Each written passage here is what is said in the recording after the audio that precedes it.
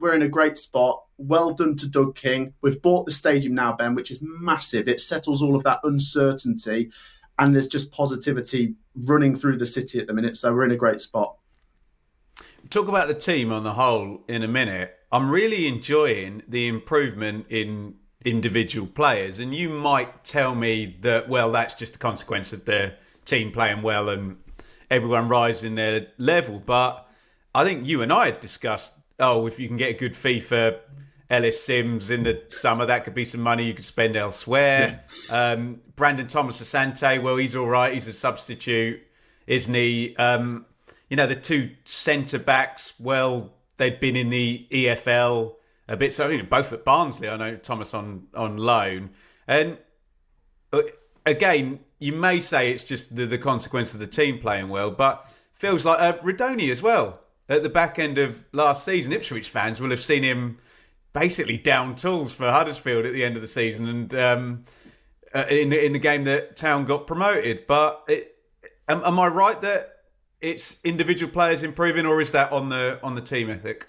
There's a real togetherness. You see everyone sort of fighting for each other, and I think what we've seen as well is a lot of the videos behind the scenes and the camaraderie, on the training ground. And Frank Lampard just tries to breed positivity. I think that's the word at Coventry. Just try and make everything positive. Try and get the fans to be positive. Some of the stuff that Doug King's done behind the scenes in terms of getting the enemy to perform before a game, doing £3 for a pint, buying the stadium, handing the club content creators shirts, just trying to breed positivity in whatever way he can. He's going on Talk Sport and saying all the right things. But when it comes to the players, yeah, like I say, positivity running through the place. That's winning football as well, though, isn't it, Ben? When you're winning football, it's easy to have a smile on your face. It's fun going on Talk Sport when you're top of the league and you've won 11 out of 12, isn't it? Eh? It is indeed.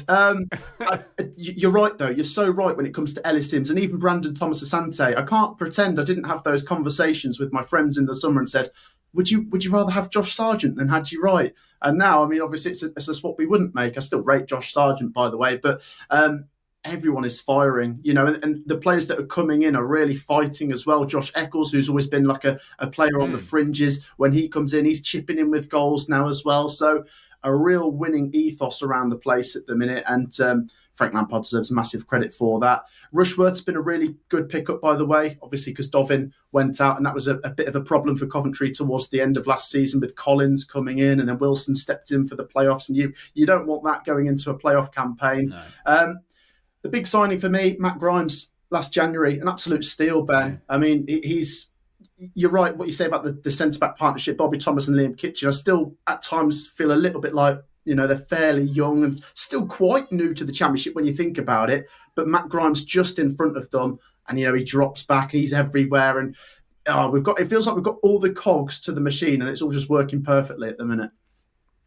Well, you just described a very, very balanced team, and it's a really good hybrid, isn't it, as well, because it feels like Coventry do sort of 4 or 5 different things very well. The defensive numbers are very good. They can play through the thirds with Grimes and with Van Evik and De Silva getting forward, can be really nice and direct when they need to. They're very resilient. They keep going behind and grabbing goals, and I've seen a couple of games where the level of intensity, particularly minute 45 onwards, has been ridiculous. I want to preview a game, that's in some way competitive, but they're getting everything right, Lampard and Edwards, in terms of the hybrid style, aren't they? Whereas maybe Ipswich fans are going to comment below here.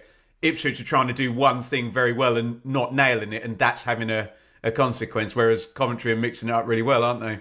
We are indeed. And as you say, we can have short bursts where we can go behind in a game, Ben, but because of the output we're putting out this season, we're not too worried. Even when we were 2-0 down against the Baggies, 1-0 down against Charlton, when Borough pull it back to 2-2, a winning team, a promotion team goes on and still wins those games, and that's what we've got at the minute.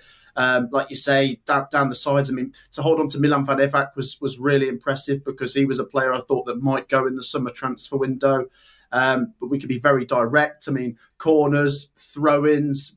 We've got the height up there with the centre-backs coming forwards. Even Liam Kitchen started chipping in with goals. I don't know where that's come from. So, we're just finding ways to win games, and I don't know. It breeds positivity, as I keep saying. We've got a difficult run coming now, Ben. If I think about it, because you've got Ipswich, we've got Preston. We never win at Preston. We've got Bristol City. Neither do Ipswich, actually. To be fair, at Preston, yeah.